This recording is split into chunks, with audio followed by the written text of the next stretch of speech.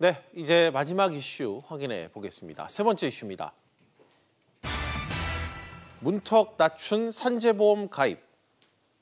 일반적인 근로자들은 일하다가 다치면 산재보험 혜택을 받게 되는데 영세 자영업자, 또 화물차 기사, 방문 판매원 등은 그렇지 못한 게 현실입니다. 정부와 여당이 오늘 산업산재보험 이 적용 대상을 확대하기로 당론으로 결정했습니다. 취재 기자와 이야기 나눠보겠습니다. 경제부 정광인 기자 나와 있습니다.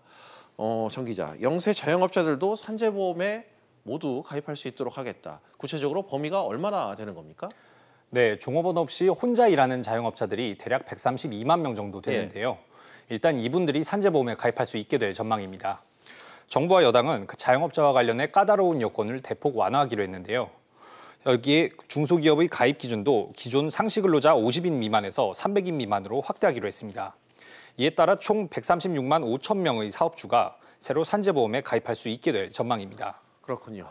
영세 자영업자뿐만 아니라 이 또 명목상 개인 사업자지만 근로자나 마찬가지인 이 특수고용 직군에 대한 산재보호상도 좀 확대될 것이다. 이런 얘기가 나오네요.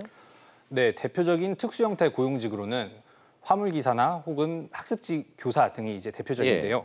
현재 전체 특수고용직의 규모는 40여 개 직종에서 최대 221만 명으로 추산됩니다. 하지만 이 가운데 산재를 적용받고 있는 대상은 보험 설계사 등 9개 업종 47만 명에 불과한 상황인데요. 정부는 오는 2021년까지 특수고용 산재 적용 범위를 단계적으로 확대하기로 했습니다. 이에 따라 최대 27만 4천여 명의 특수고용직이 산재보험법을 적용받을 수 있게 될 전망입니다. 정 기자, 구체적으로 어떤 직군, 업종이 좀 포함되게 되는 걸까요? 네, 그간 사회안전망의 밖에 놓여 있다고 지적받아왔던 직군들이 대거 포함됐는데요. 특정 운송회사와 사실상 전송 계약을 맺는 지입차주 등 화물기사 7만 5천 명이 산재 적용을 받을 수 있게 됩니다. 국토부 공표운임과 원가의 산재보험료를 반영하는 등 영세차주의 보험료 부담 완화를 위한 조치도 추진할 예정인데요.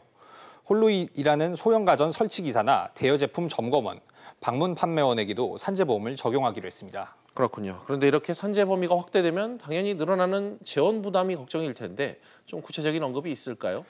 네, 고용노동부 측은 현재로서는 보험료 인상 계획은 없다고 선을 그었습니다.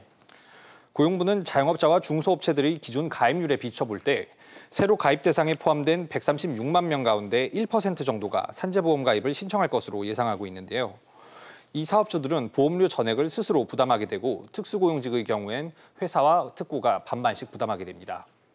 이와 관련해 고용부 관계자는 새로 들어오는 보험료도 있고 추가 부담이 발생할 경우엔 기금 운영 수익에서 충당할 수 있을 것으로 보인다고 말했는데요. 신규 가입자들의 보험료 부담 절감 방안과 관련해선 국회에서 관련법 진행 상황에 따라 대처하겠다고 밝혔습니다. 네, 정 기자 잘 들었습니다.